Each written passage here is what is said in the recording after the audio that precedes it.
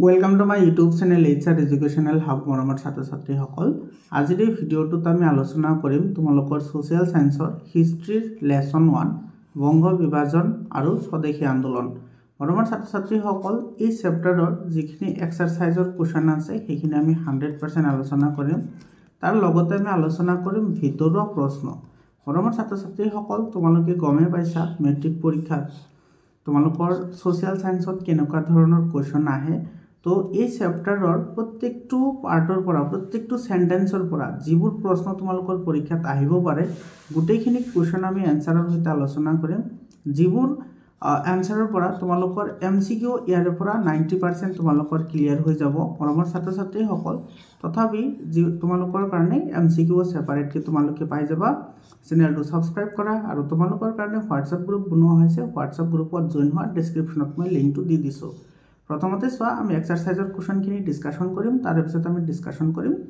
Inside কোৱেশ্চনবোৰ এতে সোৱা প্ৰথমতে কি কৈছে এটো অতি চমু উত্তৰৰ প্ৰশ্ন এটো বংগ বিভাজন কোনগৰাকী ভাইসৰয়ৰ শাসনকালত সংঘটিত হৈছিল এটো হ'ব বংগ বিভাজন ভাইসৰয় লৰ্ড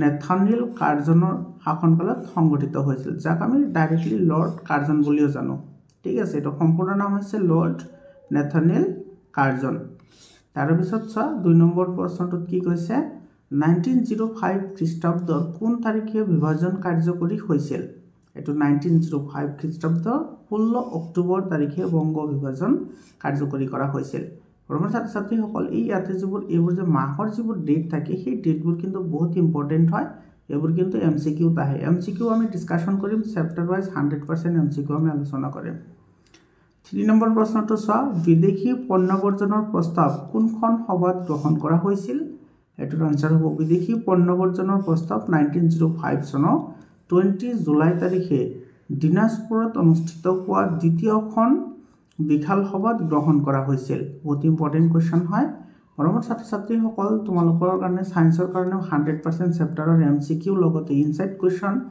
আৰু এক্সাৰসাইজৰ কোৱেশ্চনো বনোৱা আছে তোমালোকৰ যদি ই-বুক লাগে তোমালোকে ই-বুক ল'ব পাৰিবা একেবাৰে মিনিমাম প্ৰাইসত মৰমৰ ছাত্ৰ-ছাত্ৰীসকল তাৰ পিছত ম্যাথমেটিক্সৰো চেপ্টাৰ ওয়াইজ এমসিকিউ বনোৱা হৈছে তাৰ লগতে কিতাপত থকা আৰু নথকা এমসিকিউ পাবা লগতে কিতাপত নথকা তোমালোকৰ লং কোৱেশ্চনো পাবা তাৰ পিছত সোশ্যাল সায়েন্সৰো পাই যাবা লগতে এছামিছৰ যিখিনি আছে গোটেইখিনি তোমালোকে পাই যাবা তাৰে পৰা তোমালোকৰ পৰীক্ষাত 99% কোৱেশ্চনে তোমালোকে কমন পাবা এই চাৰিটা সাবজেক্টৰ কাৰণে তোমালোকে বাহিৰত কতো যাব নালাগে তোমালোকে মোৰ চেনেলতে ষ্টাডি কৰিব পাৰিবা 100% ষ্টাডি কৰিব পাৰিবা তোমালোকে হোৱাটসএপ গ্ৰুপত জয়েন হোৱা আৰু তোমালোকৰ যদি ই-বুক লাগে তোমালোকে ই-বুক ল'ব পাৰিবা তোমালোকে মই কন্টাক্ট নম্বৰ দি দিম তোমালোকে কন্টাক্ট নম্বৰত কন্টাক্ট কৰিবা তোমালোকে পাই যাবা 4 নম্বৰ কোৱেশ্চনটো চোৱা স্বদেশী আন্দোলনৰ সময়ছোৱাত যুগান্তৰ নামৰ সংবাদপত্ৰখন সম্পাদনা কোনে কৰিছিল বহুত ইম্পৰ্টেন্ট হয় আৰু এই প্ৰশ্নটো কিন্তু তোমালোকৰ যোৱা বছৰ যেটো প্ৰি-বোৰ্ড এক্সামিনেশন হৈছে হাফ ইয়াৰলি এক্সামিনেশন হৈছে এটোতো বহুত জিলাত আহিছে এই কোৱেশ্চনটো তো এটো আনসাৰ হ'ব কি চোৱা এটো স্বদেশী আন্দোলনৰ সময়ছোৱাত যুগান্তৰ নামৰ সংবাদপত্ৰখন ভূপেন্দ্ৰনাথ দত্তই সম্পাদনা কৰিছিল 5 নম্বৰ প্ৰশ্নটো চোৱা বংগদেশত জাতীয় শিক্ষা পৰিষদ নামৰ অনুষ্ঠানটো কেতিয়া গঠন হৈছিল বংগদেশত জাতীয় শিক্ষা পৰিষদ নামৰ অনুষ্ঠানটো 1906 চনৰ 11 মাৰ্চ তাৰিখে গঠন হৈছিল 6 নম্বৰ প্ৰশ্নটো চোৱা বেংগল কেমিকেলছ নামৰ উদ্যোগ প্ৰতিষ্ঠানটোৰ প্ৰধান উদ্যোক্তা কোন আছিল এটোৰ আনসাৰ হ'ব বেংগল কেমিকেলছ নামৰ উদ্যোগ প্ৰতিষ্ঠানটোৰ প্ৰধান উদ্যোক্তা আছিল আচাৰ্য প্ৰফুল্ল ৰায় 7 নম্বৰ কোৱেশ্চনটো চোৱা কাৰ পৌৰহিত্যত অনুষ্ঠিত জাতীয় কংগ্ৰেছৰ অধিৱেশনে ভাৰতীয়ৰ বাবে স্বৰাজ বিচাৰি প্ৰস্তাৱ গ্ৰহণ কৰিছিল এটোৰ আনসাৰ হ'ব দাদাভাই নওৰোজীৰ পৌৰহিত্যত 1906 চনত কলিকতাত অনুষ্ঠিত হোৱা জাতীয় কংগ্ৰেছৰ অধিৱেশনে ভাৰতীয়ৰ বাবে স্বৰাজ বিচাৰি প্ৰস্তাৱ গ্ৰহণ কৰিছিল স্বৰাজ মানে এটো নিজে ৰাজত্ব কৰা অৰ্থাৎ ভাৰতীয় সকলৰ কাৰণে এটো স্বাধীনতা বিচাৰিছিল বংগদেশৰ একত্ৰীকৰণ কেতিয়া হৈছিল তো এটোৰ আনসাৰ হ'ব বংগদেশৰ একত্ৰীকৰণ 1911 চনৰ 12 ডিসেম্বৰ তাৰিখে হৈছিল তাৰ পিছত চোৱা এটো চমু উত্তৰৰ প্ৰশ্ন ইয়াৰে তোমাৰ এইবোৰ তোমাৰ এক্সাৰসাইজৰ কুৱেশ্যন হয় মৰমৰ ছাত্ৰ ছাত্ৰীসকল তোমালোকৰ যদি এইবোৰৰ ইবুক লাগে যি চাৰিটা সাবজেক্টৰ কথা ক'লো এটা সায়েন্স ম্যাথছ সোশ্যাল সায়েন্স আৰু এছামিজ তোমালোকৰ যদি ইবুক লাগে তোমালোকে ইবুকো পাই যাবা আৰু প্ৰত্যেকটো সাবজেক্টৰে তোমালোকে 99% কুৱেশ্যন তাৰে পৰা কমন পাবা তোমালোকে লৈ ল'ব পাৰা এটো 7002824673 এটো মোৰ পাৰ্সোনাল হোৱাটসএপ নম্বৰ হয় তোমালোকৰ যিকোনো প্ৰবলেম থাকিলে ইয়াতে সুধিব পাৰা আৰু ইবুকৰ কাৰণে তোমালোকে ইয়াতে কন্টাক্ট কৰিবা এটো চাও প্ৰথম প্ৰশ্নটো আমাৰ কি কৈছে বংগ বিভাজনে সৃষ্টি কৰা পূৰ্ববংগ আৰু অসম নামৰ প্ৰদেশখনৰ সৈতে সংলগ্ন হোৱা বংগদেশৰ প্ৰধান তিনিটা ভৌগোলিক সংমণ্ডল উল্লেখ কৰা এটো বহুত ইম্পৰ্টেন্ট কোৱেশ্চন হয় এটোৰ আনসাৰ কি হ'ব সো বংগ বিভাজনে সৃষ্টি কৰা পূৰ্ববংগ আৰু অসম নামৰ প্ৰদেশখনৰ সৈতে সংলগ্ন হোৱা বংগদেশৰ প্ৰধান তিনিটা ভৌগোলিক সংমণ্ডল হ'ল ঢাকা চট্টগ্ৰাম আৰু ৰাজশ্বাহী মনত ৰাখিবা ঢাকা চট্টগ্ৰাম আৰু ৰাজশ্বাহী তাৰ পিছৰ প্ৰশ্নটো চোৱা তো 2 নম্বৰ কোৱেশ্চনটো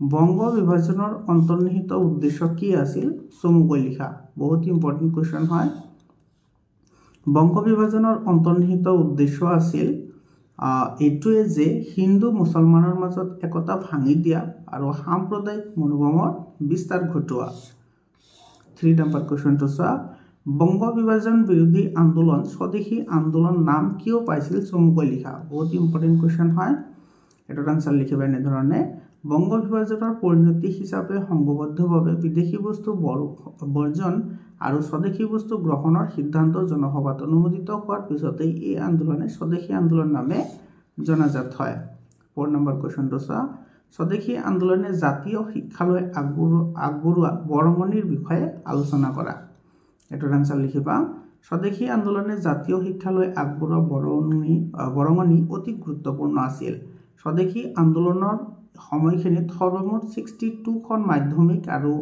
3000 খন প্ৰাথমিক জাতীয় বিদ্যালয় গঢ়ি উঠে খ্যাতনামা ব্যাৰিস্টাৰ এটো তাৰকনাথ পালিতৰ অৰ্থ সাহায্যত বেঙ্গল টেকনিক্যাল ইনষ্টিটিউট নামৰ শিক্ষানুষ্ঠানটো গঢ়ি উঠিছিল জাতীয় বিশ্ববিদ্যালয়ৰ আৰ্হিত পাটনাত বিহাৰ বিদ্যাপীঠ মহাৰাষ্ট্ৰত সমৰ্থ বিদ্যালয় আৰু গুজৰাটত বিদ্যালয় প্ৰতিষ্ঠা হৈছিল স্বদেশী আন্দোলনৰ পটভূমিত বিভিন্ন সংবাদপত্ৰ আলোচনী গ্ৰন্থ আৰু গীত নাটক প্ৰবন্ধ প্ৰকাশিত হৈছিল এই প্ৰকাশিতৰ বাবে শিক্ষা ক্ষেত্ৰত বৰঙনি উল্লেখযোগ্য 5 নম্বৰটো চোৱা স্বদেশী আন্দোলনৰ সময়ছোৱাত বংগদেশৰ জাতীয় শিল্পৰ বিকাশ কেনেদৰে হৈছিল বহুত ইম্পৰ্টেন্ট কোৱেশ্চন হয় এই কোৱেশ্চনটো কিন্তু প্ৰি-বোৰ্ড এক্সামিনেশ্যনত বহুত জিলাত আহিছে স্বদেশী আন্দোলনৰ সময়ছোৱাত বংগদেশৰ জাতীয় শিল্পৰ বিকাশ অতি উন্নত ধৰণৰ আছিল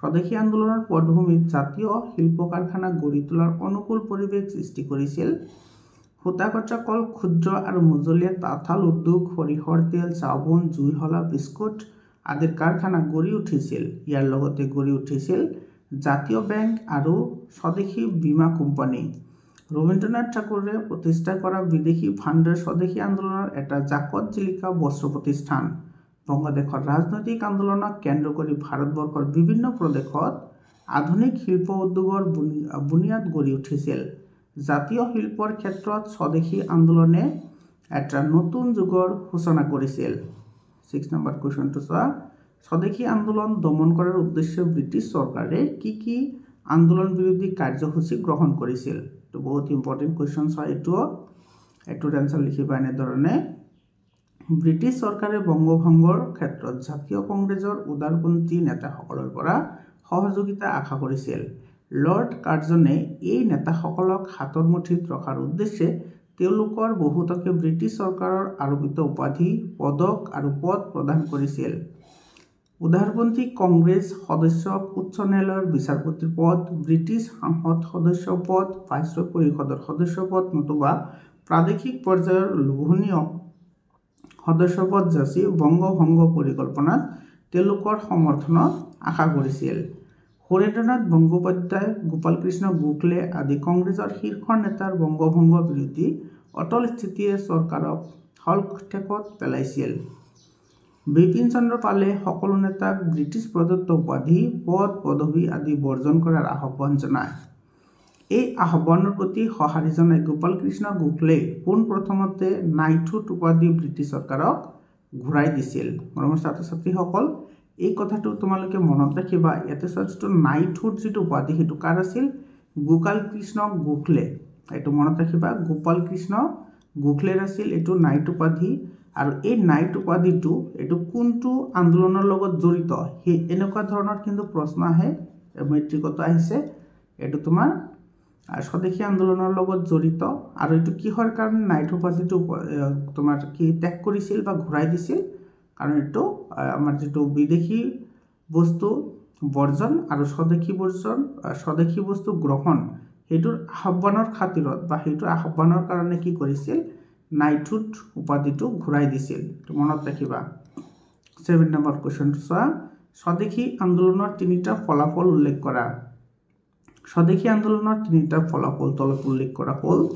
1 নম্বৰত লিখিবা, স্বদেশী আন্দোলনে ভাৰতবাসী গণ আন্দোলন সম্পৰ্কে এটা ৰাজনৈতিক শিক্ষা দি যাবলৈ সক্ষম হৈছিল। দেশৰ বেছিভাগ মানুহে আন্দোলনত সমবেত হ'লে যে গণ আন্দোলন জয়যুক্ত হোৱাটো সুনিশ্চিত, সেই কথা ভাৰতীয় স্বদেশী আন্দোলনৰ যোগেদি আয়ত্ত কৰিব পাৰিছিল। 2 নম্বৰটো চোৱা, স্বদেশী আন্দোলনৰ মাজেৰে ভাৰতীয় ব্ৰিটিছ চৰকাৰৰ ওচৰত স্বৰাজ দাবী কৰাৰ সুযোগ লাভ কৰিছিল। স্বদেশী আন্দোলনৰ তীব্ৰ উত্তেজনাই জাতীয় কংগ্ৰেছক দাদাভাই নৌৰোজীৰ পৌৰোহিত্যত অনুষ্ঠিত কলিকতা অধিৱেশন 1906 পোনপ্ৰথমতে ভাৰতীয়ৰ বাবে স্বৰাজ দাবী কৰি প্ৰস্তাৱ গ্ৰহণ কৰিবলৈ বাধ্য কৰিছিল। আৰু 3 নম্বৰ পইণ্টটো লিখিবা, স্বদেশী আন্দোলনৰ মাজেৰে ভাৰতবৰ্ষত সশস্ত্ৰ বিপ্লৱৰ সূচনা হৈছিল। আগ্নেয়াস্ত্ৰৰে বিপ্লৱৰ পথ অনুসৰণ কৰি দেশক স্বাধীন কৰাৰ প্ৰৱণতা এচাম আন্দোলনকাৰীৰ মাজত গঢ়ি উঠিছিল। তাৰপিছত চোৱা আছে চমুটোকা। এইটো 1 নম্বৰটোৰ পিছত আছে, প্ৰথমতে 2 নম্বৰটো চোৱা। এইটো মাৰ্গাৰেট এলিজাবেথ নবেল বা এইটো ভগিনী নিবেদিতা বুলিও যাক কোৱা হয়। নাৰী আৰু যুৱ যুৱতীসকলৰ মাজত জাগৰণ সৃষ্টিত প্ৰচুৰ বৰঙণি যোগোৱা নাৰী আছিল ভগিনী নিবেদিতা। আয়াৰলেণ্ডত জন্মগ্ৰহণ কৰা এইগৰাকী মহিয়সী নাৰীৰ নাম আছিল মাৰ্গাৰেট এলিজাবেথ নবেল। কলিকতাত থকা সময়ত তেওঁ young men's Hindu union, Vivekananda society, Dawn society আৰু অনুশীলন সমিতিৰ সৈতে প্ৰত্যক্ষভাৱে জড়িত হৈ নাৰী আৰু যুৱক যুৱতীসকলক দেশীয় শিল্পৰ যোগেদি স্বনিৰ্ভৰশীল হ'বলৈ আহ্বান জনাইছিল। 1 নম্বৰটোত আছে কবিগুৰু ৰবীন্দ্ৰনাথ ঠাকুৰ। ৰবীন্দ্ৰনাথ ঠাকুৰ কবি, নাট্যকাৰ, ঔপন্যাসিক, সংগীতজ্ঞ, চিত্ৰশিল্প, সমাজসেৱক আদি বহুবিধ প্ৰতিভাৰ অধিকাৰী। তেওঁৰ জন্ম হৈছিল 1869 চনত। গীতাঞ্জলি ৰচনাৰ বাবে তেওঁ সাহিত্যত নোবেল বঁটা লাভ কৰে 1913 চনত। তেওঁৱে ভাৰতীয় সাহিত্যিক বিশ্বৰ দৰবাৰত প্ৰতিষ্ঠা কৰে।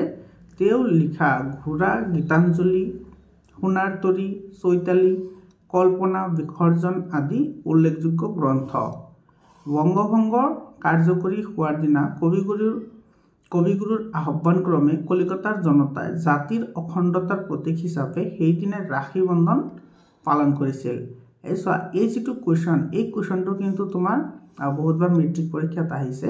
ইয়াতে যিটো ৰাখী বন্ধন, সেই ৰাখী বন্ধনটো কিহৰ কাৰণে কৰা হৈছিল? ৰাখী বন্ধন এইকাৰণে কৰা হৈছিল যাতে এইটো কলিকতাৰ মানুহ অৰ্থাৎ তোমাৰ এইটো পশ্চিমবংগৰ মানুহৰ মাজত তোমাৰ কি থাকে? অখণ্ডতা বজাই থাকে, অৰ্থাৎ ভাইচাৰা অৰ্থাৎ ব্ৰাদাৰহুডনেছটো যাতে বজাই থাকে বা জীয়াই থাকে, সেইকাৰণে ৰাখী বন্ধন কৰিছিল। এইটো হৈছে মানুহৰ লগত সম্পৰ্কিত হোৱা এটা এনাজৰী, যাক আমি ৰাখী বন্ধন বুলি কওঁ। স্বদেশী আন্দোলনক কেন্দ্ৰ কৰি কবিগুৰু ৰবীন্দ্ৰনাথ ঠাকুৰে ৰচনা কৰা 23টি গীত ভাৰতীয় সংস্কৃতিৰ সম্পদ হৈ থাকিব। তেওঁ বংগ জাতীয় বিদ্যালয় নামৰ জাতীয় শিক্ষানুষ্ঠান প্ৰতিষ্ঠা কৰে। স্বদেশী আন্দোলনৰ পটভূমিত ৰচনা কৰা এটা বিখ্যাত প্ৰবন্ধ আছিল ভাই ভাই এক ঠাই। 1941 চনত তেওঁৰ মৃত্যু হয়। তাৰপিছত চোৱা এইটো নৱাব ছলিমুল্লাহ। এইটো চোৱা 1906 খ্ৰীষ্টাব্দৰ 13 ডিচেম্বৰ তাৰিখে ঢাকাৰ নবাব ছমিউল্লাৰ আহ্বান ক্ৰমে বংগদেশৰ একাংশ শিক্ষিত মুছলমান বৰমূৰীয়া নবাব বিক্ৰাউল মুলকৰ পৌৰোহিত্যত ঢাকা ৰাজদৰবাৰত আয়োজিত সভাত অংশগ্ৰহণ কৰিছিল। এই ঐতিহাসিক সভাতে সৰ্বভাৰতীয় মুছলিম লীগ নামৰ ৰাজনৈতিক অনুষ্ঠানটোৰ জন্ম হৈছিল। মুছলিম লীগৰ স্থাপন নেতৃত্বত বহন কৰা ব্যক্তি নবাব ছমিউল্লাই সেইদিনা নৱগঠিত ৰাজনৈতিক অনুষ্ঠানটোৰ লক্ষ্য আৰু উদ্দেশ্য ঘোষণা কৰিছিল এনেধৰণে। কেনেকুৱা ধৰণে ঘোষণা কৰিছিল এইটো চোৱা, মানে এইটো আছিল তোমাৰ মুছলিম লীগৰ এইখিনি কাৰ্যবাহিকা। ব্ৰিটিছ চৰকাৰৰ প্ৰতি মুছলমান ৰাইজৰ মনত আনুগত্য প্ৰসাৰ ঘটোৱা, ব্ৰিটিছ চৰকাৰক মুছলমান ৰাইজৰ ৰাজনৈতিক অধিকাৰ আৰু স্বাৰ্থৰ প্ৰতি সদা সচেতন কৰি ৰখা, মুছলমান ৰাইজৰ মনৰ পৰা ভয় সন্ত্ৰাস বিদ্বেষ ভাৱৰ অন্ত পেলাই সকলোৰে মাজত একতা গঢ়ি তোলা। এতিয়া চোৱা মৰমৰ ছাত্ৰ ছাত্ৰীসকল, এইখিনি আছিল তোমাৰ এক্সাৰচাইজৰ কুৱেশ্যন। এতিয়া আমি চাম ইনচাইট কুৱেশ্যন, ঠিক আছে। আৰু এই ইনচাইট যিখিনি কুৱেশ্যনছ আছে ইয়াৰ পৰা তোমাৰ 99% কুৱেশ্যন তোমালোকে কমন পাবা আৰু এইবোৰৰ পৰা তোমালোকৰ MCQ হ'ব পাৰে। মৰমৰ ছাত্ৰ ছাত্ৰীসকল, কেনেকুৱা ধৰণৰ কুৱেশ্যন হ'ব পাৰে মই তোমালোকক কৈ যাম লগে লগে। আৰু তোমালোকে এক্সট্ৰাকৈও মানে প্ৰত্যেকটো চেপ্টাৰৰ চেপ্টাৰ ৱাইজ MCQ পাবা, ঠিক আছে। তো তোমালোকে ভিডিঅ'টো শেষলৈকে চোৱা। এইটো চোৱা, প্ৰথম প্ৰশ্নটো কি কৈছে ইয়াতে, বংগবাসীয়ে জাতীয় শোক দিৱস কেতিয়া পালন কৰিছিল? এইটো চোৱা, এই প্ৰশ্নটোতো বহুত জিলাত আহিছে প্ৰি বোৰ্ড এক্সামিনেশ্যনত। তো এইটো 1905 চনৰ 16 অক্টোবৰত। বন্দে মাতৰম কোনে ৰচনা কৰিছিল? এইটো বংকিম চন্দ্ৰ চট্টোপাধ্যায়। তাৰপিছত চোৱা, এইটো যুগান্তৰ নামৰ সাপ্তাহিক কাকতখনৰ স্ৰষ্টা কোন আছিল? এইটো ভূপেন্দ্ৰনাথ দত্ত। কুমুদিনী মিত্ৰৰ মহিলা আলোচনাখনৰ নাম কি? এইটো হৈছে সুপ্ৰভাত। এইবোৰ কুৱেশ্যন কিন্তু অলৰেডি প্ৰি বোৰ্ড এক্সামিনেশ্যনত আহি গৈছে, গতিকে তোমালোকৰো এইটো pre board examination, half yearly examination আৰু মেট্ৰিকতো এনেকুৱা ধৰণৰ কুৱেশ্যন আহিব। এইবোৰ MCQত আহিছে বা মেথছ দ্য ফলোয়িঙো আহিছে, ঠিক আছে। মেথছ দ্য ফলোয়িং মানে তোমাৰ ইফালে এই অংশত তোমাৰ এইফালে দি দিছে নাম, এইসকলৰ নাম, আৰু এইফালে দি দিছে এইবোৰ মানে আলোচনী, তাৰপিছত তোমাৰ আৰু এটা আছে যুগান্তৰ, এনেকুৱা দি দিছে। তো সেইবোৰ তুমি মিলাব লাগে, ঠিক আছে। এনেকুৱা ধৰণৰ কুৱেশ্যন কিন্তু তোমালোকে পাবা। 5 নম্বৰটো চোৱা, স্বদেশী আন্দোলনক কেন্দ্ৰ কৰি কবি ৰবীন্দ্ৰনাথ ঠাকুৰে কেইটা গীত ৰচনা কৰিছিল? 23টা। অৱনীন্দ্ৰনাথ ঠাকুৰৰ প্ৰচেষ্টাত স্বদেশী আন্দোলনৰ সময়ত গঢ় লৈ উঠা জাতীয় অনুষ্ঠানটোৰ নাম কি? বহুত ইম্পৰ্টেণ্ট হয়, বংগীয় কলা সম্পদ। ভাৰতীয় শিক্ষা পৰিষদ নামৰ জাতীয় শিক্ষানুষ্ঠানটো কোনে অনুষ্ঠিত কৰিছিল? এইটো কৰিছিল ৰাসবিহাৰী বসুৱে। স্বদেশী আন্দোলনৰ সময়খিনিত কিমানখন জাতীয় আৰু কিমানখন মাধ্যমিক আৰু প্ৰাথমিক বিদ্যালয় গঢ়ি উঠিছিল? এইটো চাই প্ৰশ্নটো বহুত ইম্পৰ্টেণ্ট হয়। 62খন মাধ্যমিক আৰু 3000খন প্ৰাথমিক বিদ্যালয় গঢ়ি উঠিছিল। ভগিনী নিবেদিতাৰ আচল নাম কি? Margaret Elizabeth Noble. Bengal Chemicals কোনে প্ৰতিষ্ঠা কৰিছিল? আচাৰ্য প্ৰফুল্ল ৰায়। এনেকুৱা ধৰণৰ কুৱেশ্যন কিন্তু তোমালোকে মেথছ দ্য ফলোয়িং, তাৰপিছত এনেকুৱা ডাইৰেক্টলি MCQ পাব পাৰা বা শ্বৰ্ট মাৰ্কৰ কুৱেশ্যনো কিন্তু আহে। মুছলিম লীগ কিমান চনত গঠন হৈছিল? ইয়াৰ উদ্দেশ্য লিখা। এইটো চাওঁ, মুছলিম লীগ গঠন হৈছিল 1906 চনত 30 ডিচেম্বৰত।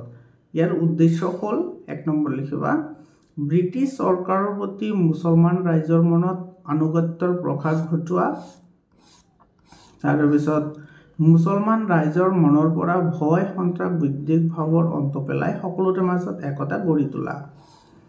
12 নম্বৰটো চোৱা, কিমান চনত মুছলিম লীগৰ কাৰ্যালয়টো লক্ষ্ণৌলৈ স্থানান্তৰ কৰা হয়? এইটো কিন্তু বহুত ইম্পৰ্টেণ্ট কুৱেশ্যন হয়, 1910 চনত, 1910 চনত। তাৰপিছত কুৱেশ্যনটো চোৱা, তাৰপিছত কুৱেশ্যনটোত কি কৈছে, ফ্ৰেজাৰ আৰু ফুলাৰে লৰ্ড কাৰ্জনক দিয়া প্ৰস্তাৱ দুটা কি কি? এইটো চোৱা, ফ্ৰেজাৰে আৰু ফুলাৰে লৰ্ড কাৰ্জনক দিয়া প্ৰস্তাৱ দুটা তলত উল্লেখ কৰা হ'ল। চোৱা, ফ্ৰেজাৰে লৰ্ড কাৰ্জনক কি প্ৰস্তাৱ দিছিল? বংগৰ 7,80 লাখ বৰ্ধিত জনসংখ্যাৰ বিষয়টো উল্লেখ কৰি সম্বলপুৰ আৰু উৰিষ্যাক বংগ প্ৰদেশৰ পৰা বিচ্ছিন্ন কৰি মধ্য প্ৰদেশৰ লগত চামিল কৰা।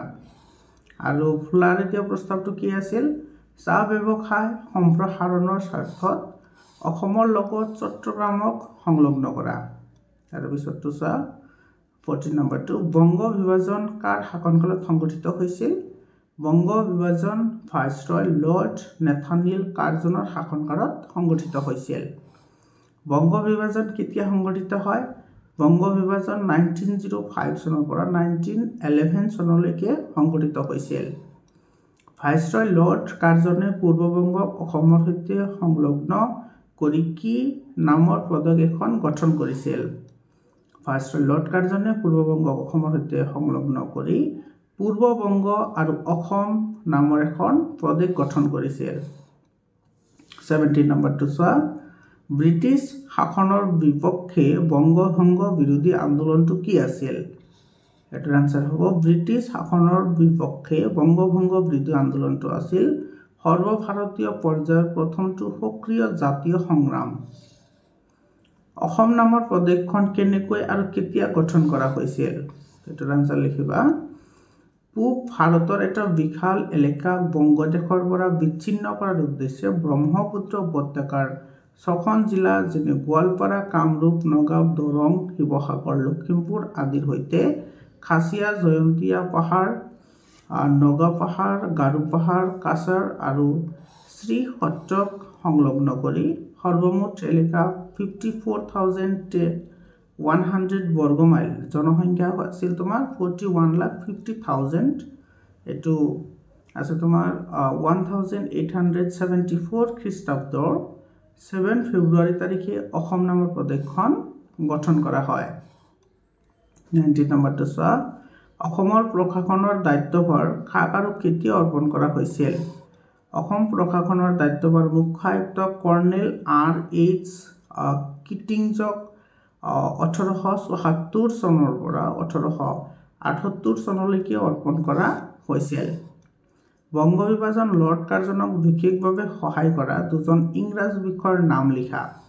লৰ্ড কাৰ্জনক বংগ বিভাজনত বিশেষভাৱে সহায় কৰা দুজন ইংৰাজ বিষয়া হ'ল এজন আছিল মধ্যপ্ৰদেশৰ মুখ্য আয়ুক্ত এণ্ড্ৰু ফ্ৰেজাৰ আৰু আন এজন অসমৰ মুখ্য আয়ুক্ত জন বেমফিল্ড ফুলাৰ। কিমান খ্ৰীষ্টাব্দত কোনে মধ্যপ্ৰদেশ আৰু বংগদেশৰ ভৌগোলিক সীমাৰ পৰিৱৰ্তন কৰাৰ প্ৰস্তাৱ ভাইসৰয় কাৰ্জনক দিছিল? এইটো 1901 খ্ৰীষ্টাব্দত ফ্ৰেজাৰে মধ্যপ্ৰদেশ আৰু বংগদেশৰ ভৌগোলিক সীমাৰ পৰিৱৰ্তন কৰাৰ প্ৰস্তাৱ ভাইসৰয় কাৰ্জনক দিছিল। 22 নম্বৰ চোৱা কিমান চনত আৰু কোনে বংগপ্ৰদেশলৈ লেফটেনেণ্ট গভৰ্ণৰৰ পদত অনুষ্ঠিত হৈছিল আৰু তেওঁক লৰ্ড কাৰ্জনলৈ কি নিৰ্দেশ দিছিল? এই প্ৰশ্নটো বহুত ইম্পৰ্টেণ্ট হয় আৰু এইটো তোমাৰ MCQত আহে এনেকুৱা ধৰণৰ প্ৰশ্ন।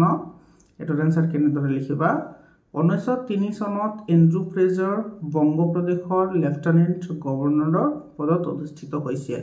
তেওঁক লৰ্ড কাৰ্জনে প্ৰাদেশিক সীমান্ত পুনৰ গঠনৰ উদ্দেশ্যে এটা পৰিকল্পনা যুগুত কৰিবলৈ নিৰ্দেশ দিছিল। তাৰপিছতটো চাওঁ এণ্ড্ৰু ফ্ৰেজাৰে কেনেকৈ বংগ বিভাজনৰ আঁচনি যুগুত কৰিছিল? এণ্ড্ৰু ফ্ৰেজাৰে পূৰ্বতে উইলিয়াম ই ৱাৰ্ডে আগবঢ়োৱা পৰামৰ্শটোৰ সামান্যতম ৰদ বদল কৰি বংগ বিভাজনৰ আঁচনি এখন যুগুত কৰিছিল। ফ্ৰেজাৰে বংগদেশৰ পৰা কি জিলাক ভূখণ্ডিত কৰি চুবুৰীয়া অসমৰ লগত সংলগ্ন কৰি বংগ বিভাজনৰ আঁচনিখন তৈয়াৰ কৰিছিল আৰু কেতিয়া কাৰ্জনৰ হাতত অৰ্পণ কৰিছিল? এইটোৰ এনসাৰ হ'ব ফ্ৰেজাৰে বংগপ্ৰদেশৰ পৰা ঢাকা, চট্টগ্ৰাম আৰু ৰাজশ্বাহীৰ সৈতে সৰ্বমুঠ 15খন জিলাৰ ভূখণ্ডিত কৰি আনি চুবুৰীয়া অসমৰ লগত সংলগ্ন কৰি বংগ বিভাজন আঁচনি তৈয়াৰ কৰি 28 মাৰ্চ 1903 খ্ৰীষ্টাব্দত কাৰ্জনৰ হাতত অৰ্পণ কৰিছিল। তাৰপিছতটো চোৱা কিমান চনত লৰ্ড কাৰ্জনে আৰু কাৰ সৈতে আলোচনা কৰি বংগ বিভাজন প্ৰক্ৰিয়াটোৰ এটা বিস্তাৰিত বিৱৰণ তৈয়াৰ কৰিছিল? এইটোৰ এনসাৰ হ'ব 1 জুন 1903 খ্ৰীষ্টাব্দত লৰ্ড কাৰ্জনে ভাৰত চৰকাৰৰ স্বৰাষ্ট্ৰ সচিব হাৰ্বাৰ্ট ৰিজলিৰ লগত আলোচনা কৰি বংগ বিভাজন প্ৰক্ৰিয়াটো এটা বিস্তাৰিত বিৱৰণ তৈয়াৰ কৰিছিল। বংগ ভংগ বুলিলে কি বুজা? বংগদেশক দ্বিখণ্ডিত কৰা আৰু খণ্ডিত একাংশ অসমৰ সৈতে সংলগ্ন কৰাৰ প্ৰক্ৰিয়াটোক ঐতিহাসিক বংগ ভংগ বুলি কোৱা হয়। 27 নম্বৰ ঢাকা চট্টগ্ৰাম আৰু ৰাজশ্বাহী এই তিনিওটা সংমণ্ডলৰ সৰ্বমুঠ এলেকা কিমান আছিল আৰু জনসংখ্যা কিমান আছিল ঢাকা চট্টগ্ৰাম আৰু ৰাজশ্বাহী এই তিনিওটা সংমণ্ডলৰ সৰ্বমুঠ এলেকা আছিল তোমাৰ 1,06,540 বৰ্গ মাইল আৰু জনসংখ্যা আছিল 31 নিযুত ইয়াৰে 18 নিযুত মুছলমান আৰু 12 নিযুত হিন্দু ঢাকাক ৰাজধানী হিচাপে লৈ প্ৰস্তাৱিত পূৰ্ববংগ আৰু অসম নামৰ প্ৰদেশখনৰ জনসংখ্যা কিমান আছিল ঢাকাক ৰাজধানী হিচাপে লৈ প্ৰস্তাৱিত পূৰ্ববংগ আৰু অসম নামৰ প্ৰদেশখনৰ মুঠ জনসংখ্যা আছিল 3,10,00,000 আৰু ইয়াৰে 1,20,00,000 হিন্দু 29 নম্বৰ চা কলিকাতাত ৰাজধানী হিচাপে লৈ পশ্চিমবংগ বিহাৰ উৰিষ্যা আৰু সুটনাগপুৰ সহ বংগ প্ৰদেশখনৰ জনসংখ্যা কিমান আছিল কলিকাতাত ৰাজধানী হিচাপে লৈ পশ্চিমবংগ বিহাৰ উৰিষ্যা আৰু সুটনাগপুৰ সহ বংগ প্ৰদেশখনৰ জনসংখ্যা আছিল 5,40,00,000 ইয়াৰে 4,02,00,000 হিন্দু আৰু 90,000 মুছলমান কেতিয়া লৰ্ড কাৰ্জনে বংগভংগৰ প্ৰস্তাৱটো অনুমোদনৰ কাৰণে লণ্ডনস্থিত ভাৰত সচিবলৈ প্ৰেৰণ কৰে এটাৰ আনসাৰ হ'ব 1905 খ্ৰীষ্টাব্দৰ 2 ফেব্ৰুৱাৰীত লৰ্ড কাৰ্জনে বংগভংগৰ প্ৰস্তাৱটো অনুমোদনৰ কাৰণে লণ্ডনস্থিত ভাৰত সচিবলৈ প্ৰেৰণ কৰে লৰ্ড কাৰ্জনে ঘোষণা কৰা বংগভংগৰ 4দফীয়া আঁচনিখন কেনেধৰণৰ আছিল লৰ্ড কাৰ্জনে ঘোষণা কৰা বংগভংগৰ 4দফীয়া আঁচনিখন আছিল তলত দিয়া ধৰণৰ বংগভংগৰ আঁচনিৰ প্ৰথম দফাত কি আছিল ৰাজশ্বাহী ঢাকা আৰু চট্টগ্ৰাম সংমণ্ডলৰ সৈতে অসম সংলগ্ন নতুন প্ৰদেশখনৰ নাম পূৰ্ববংগ আৰু অসম হ'ব খ নম্বৰটো আছিল পূৰ্ববংগ আৰু অসম প্ৰদেশৰ ৰাজধানী হ'ব ঢাকা গ নম্বৰ পূৰ্ববংগ আৰু অসম প্ৰদেশৰ দায়িত্ব এখন লেফটেনেণ্ট গভৰ্ণৰৰ হাতত অৰ্পণ কৰা হ'ব অসমৰ ৰাজধানী শ্বিলঙৰ পৰা ঢাকালৈ স্থানান্তৰিত হ'ব বংগভংগৰ আঁচনিৰ দ্বিতীয় দফাত কি আছিল চোৱা পূৰ্ববংগ আৰু অসমৰ বাবে ঢাকাত সুকীয়া উচ্চ ন্যায়ালয় স্থাপন হ'ব সুকীয়া উচ্চ ন্যায়ালয় স্থাপন নোহোৱা পৰ্যন্ত প্ৰদেশখন কলিকতা উচ্চ ন্যায়ালয়ৰ প্ৰক্ৰিয়াভুক্ত হ'ব বংগভংগ আঁচনিৰ তৃতীয় দফা কি আছিল চোৱা পশ্চিমবংগ বিহাৰ উৰিষ্যা আৰু সুটনাগপুৰ সহ বংগ প্ৰদেশৰ ৰাজধানী কলিকতা হ'ব তাৰ পিছত চাইটো বংগভংগৰ চতুৰ্থ দফা কি আছিল 1905 খ্ৰীষ্টাব্দৰ 16 অক্টোবৰত বংগ বিভাজনৰ পৰিকল্পনা কাৰ্যকৰী হ'ব মৰমৰ ছাত্ৰ ছাত্ৰীসকল এইখিনি আছিল তোমালোকৰ হিষ্ট্ৰী পাৰ্টৰ হিষ্ট্ৰী লেসন 1ৰ গোটেইখিনি আৰু আমি ইনসাইট কোৱেশ্চন আলোচনা কৰিলো লগতে এক্সাৰসাইজৰো আমি গোটেইখিনি কোৱেশ্চন আলোচনা কৰিলো মৰমৰ ছাত্ৰ ছাত্ৰীসকল তোমালোকৰ ভিডিঅটো সম্পূৰ্ণকৈ চোৱাৰ বাবে তোমালোকক ধন্যবাদ জনাইছো আৰু তোমালোকৰ যদি চেপ্টাৰ ওয়াইজ এমসিকিউ লগতে এনেকুৱা ধৰণৰ ইনসাইট কোৱেশ্চন আৰু এক্সাৰসাইজৰ কোৱেশ্চনৰ আনসাৰ লাগে তেতিয়াহলে তোমালোকে ই-বুক লৈ ল'ব পাৰা একেবাৰে কম দামত আৰু তোমালোকে এইটো নম্বৰত কন্টাক্ট কৰিবা 7002824673 তোমালোকে এইটো নম্বৰত কন্টাক্ট কৰিবা তোমালোকে পাই যাবা মৰমৰ ছাত্ৰ ছাত্ৰীসকল তোমালোকে সায়েন্স ম্যাথছ সোশ্যাল সায়েন্স আৰু এছামিজ একেটাৰ কাৰণে কোনো ধৰণৰ চিন্তা কৰিব নালাগে 100% মই তোমালোকক প্ৰিপাৰেচন কৰাম আজিৰ কাৰণে এইখিনিয়ে আকৌ লগ পাম বেলেগ এটা ভিডিঅ'লৈ ধন্যবাদ